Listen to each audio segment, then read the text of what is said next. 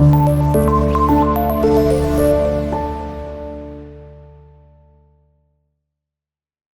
वालेकुम students, how are you all?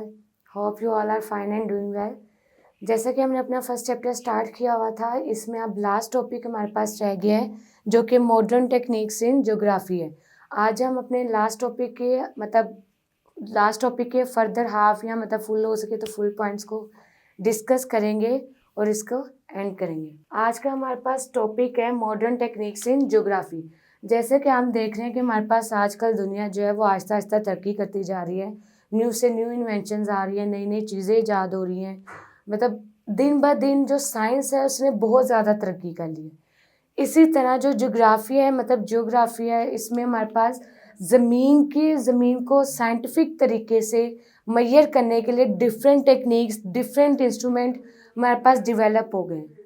इस वजह से हमारे पास वो किस में आते हैं, मॉडर्न टेक्निक्स इन ज्योग्राफी, कि हमारे पास साइंटिफिक तरीके से अर्थ को मेजर करने के लिए जो टेक्निक्स, जो नए तरीके ईजाद हुए हैं, जो नए इन्वेंशंस आई हैं न्यू, वो हमारे पास कौन कौन सी हैं।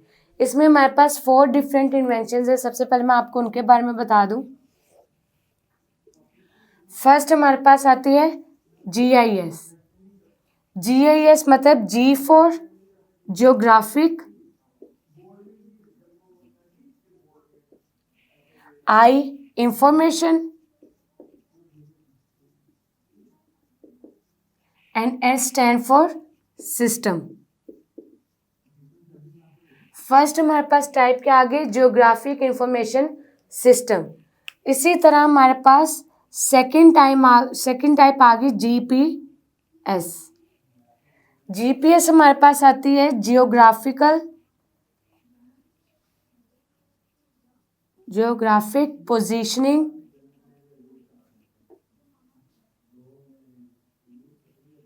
सिस्टम।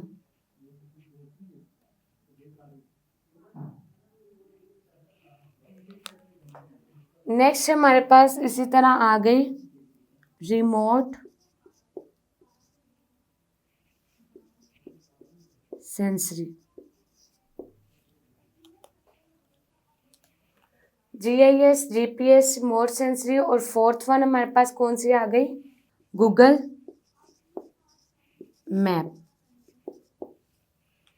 ये 4 हमारे पास वो टेक्निक्स हैं जो कि scientific according to science, scientific लिहाज से हमने मेजरमेंट ऑफ अर्थ पढ़ी है इनके अकॉर्डिंग। अब सबसे पहले हमारे पास आती है GIS, जियोग्राफिक इंफॉर्मेशन सिस्टम। तो हम इसको डिस्कस कर लेते हैं पहले। ओके व्यूवर्स, हमारे पास सबसे पहले आ गई type GIS, geographic information system. GIS को उसने फर्दर 2 पार्ट्स में डिवाइड किया गया हमारे पास।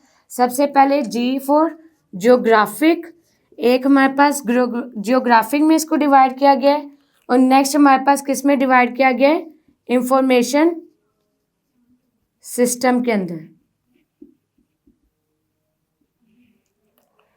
अब जियोग्राफिक में क्या है हमारे पास, साइंटिफिक स्टडी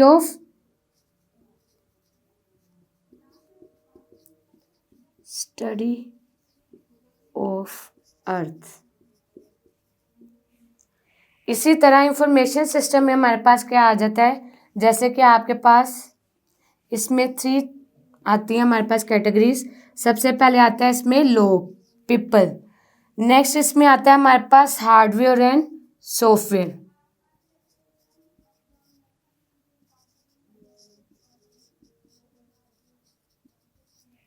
उसके बाद इसमें हमारे पास क्या आ जाता है, कम्युनिकेशन।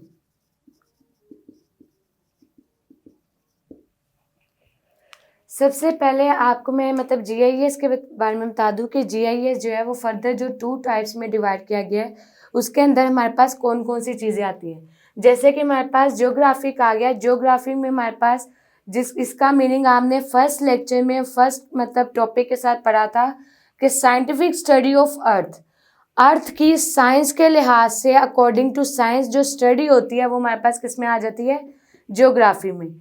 उसके अलावा जो इंफॉर्मेशन सिस्टम है, इंफॉर्मेशन सिस्टम में सबसे पहले हमारे पास आते हैं लोग, जो हमारे इर्द गिर्द लोग होते हैं, जो हमारे पास कम्युनिकेशन के थ्रू या किसी भी कनेक्शन के थ्रू कनेक्ट होते हैं। उसके अलावा हमारे पास आता है hardware and software, hardware and software, जैसे हमारे पास डिफरेंट डिवाइसेस आ जाती हैं। हार्डवेयर डिवाइसेस में आपका टैब, कंप्यूटर, लैपटॉप, ये तमाम आपकी हार्डवेयर डिवाइसेस हैं। उसके अलावा इसके अंदर जो डाटा इनपुट होता है, मतलब जो डाटा इसके अंदर सेव होता है, वो हमारे पास किस में आता है? सॉफ्टवेयर। हार्डवेयर की सबसे शॉर्ट डेफिनेशन है anything you that you can touch. Hardware devices are those devices that you can touch, वो डिवाइसेस जिसको आप मतलब छू सकते हैं। उसके अलावा सॉफ्टवेयर जो हमारे पास अंदर मौजूद होते हैं एज ए डाटा के तौर पर। नेक्स्ट हमारे पास आ जाता है communication. Communication is also a part of information system.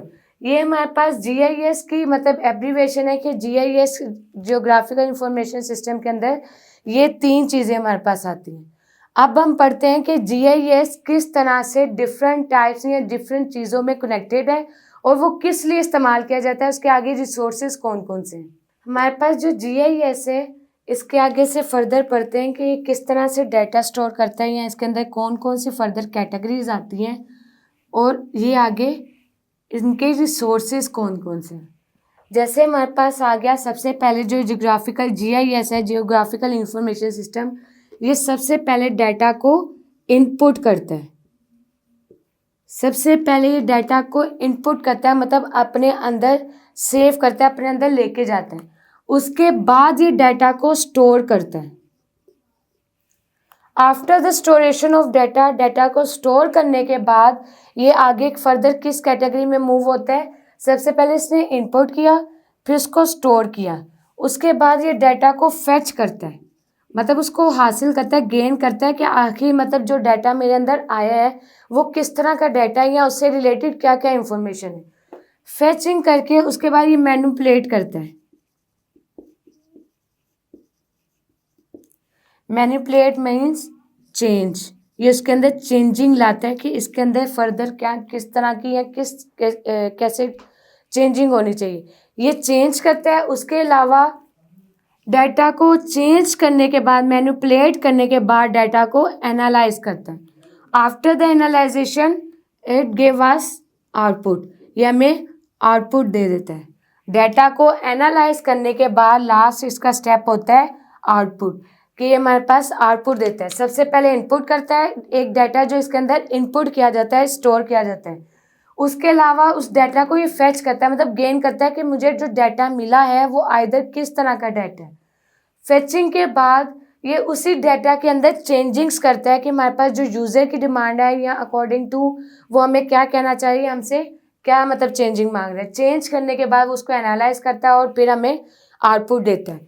और ये सब चीज़ें किसके लिए होती हैं? ये हमारे पास होती हैं, ये जो तमाम प्रोसेस है ये सिर्फ एक चीज़ से रिलेट होता है, वो हमारे पास होता है डिसीजन मेकिंग। ये तमाम चीज़ें हमारे पास कोई भी डिसीजन बनाने के लिए यूज़ की जाती हैं,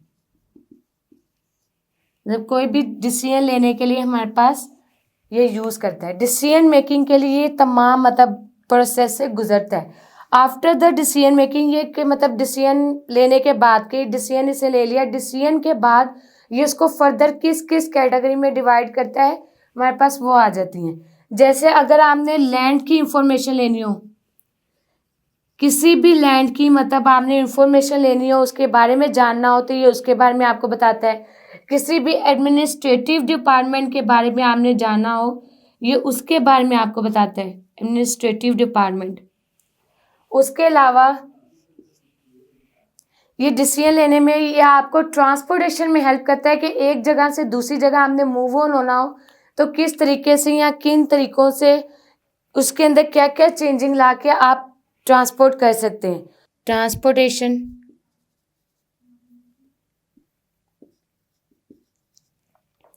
और उसके अलावा ये हमें नेचुरल रिसोर्सेज के बारे में भी बताता है। ये हमें नेचुरल रिसोर्सेज के बारे में बताता है। इट मीन्स कि हमारे पास जो GIS है वो इन तमाम प्रोसेस से गुजरता है। किस लिए गुजरता है? कोई भी फैसला लेने के लिए। वो फैसला किससे रिलेटेड होता है? वो किसी भी लैंड या ज़मीन से रिलेट हो सकता है, वो आपका एडमिनिस्ट्रेशन डिपार्टमेंट से रिलेट कर सकता है, वो आपका एक जगह से दूसरी जगह ट्रांसपोर्टेशन के लिए यूज़ हो सकता है, या वो नेचुरल रिसोर्सेज के बारे में बता सकता है। हमारे पास जो GIS है ये हमारे पास वो इंफॉर्मेशन हमें प्रोवाइड करता है जो कि नॉर्मली नेचर रिसोर्स के मतलब आप वेदर लगा लें, वेदर के मतलब आपको इन्फॉर्मेशन बतानी हो या उसके अलावा आपने एक जगह से दूसरी जगह मूव ऑन होना उसके बारे में इंफॉर्मेशन लगानी हो, तो उसके लिए हम क्या सर्च करते हैं या क्या यूज़ करते हैं, ज्योग्राफिक इंफॉर्मेशन सिस्टम। ये हमारे पास इसकी फर्स्ट टाइप थी। अब इसकी सेकंड टाइप के बारे में पढ़ते हैं जो कि हमारे पास गूगल मैप है। नेक्स्ट हमारे पास टाइप आ गया गूगल मैप। गूगल मैप किसके लिए इस्तेमाल होता है, ये मतलब नॉर्मली आजकल सबको पता है कि जो गूगल मैप है वो डिफरेंट साइट्स को देखने के लिए, रास्ता देखने के लिए, रास्ता बताने के लिए। फॉर एग्जांपल आपने लाहौर के अंदर एक जगह से दूसरी जगह जाना है और उस दूसरी जगह का आपको नहीं पता, तो उस चीज़ को फाइंड आउट करने के लिए कि आपने किस किस वे से या किस तरीके से जाना है, वो हमें कौन बताता है, गूगल मैप।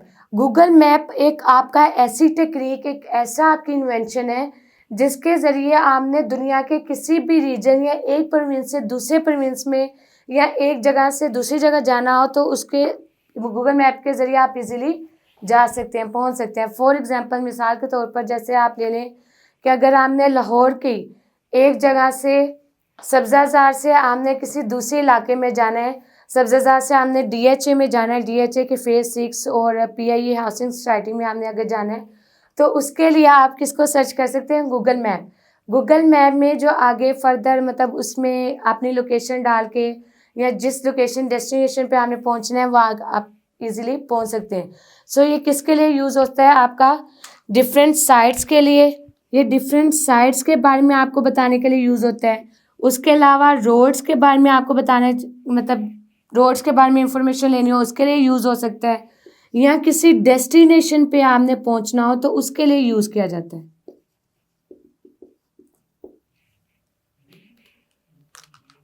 आज हमने मॉडर्न टेक्निक्स इन ज्योग्राफी की 2 टाइप्स पढ़ी हैं। हमारे पास फर्स्ट आ गए GIS जिसको हमने डिटेल के साथ पढ़ा।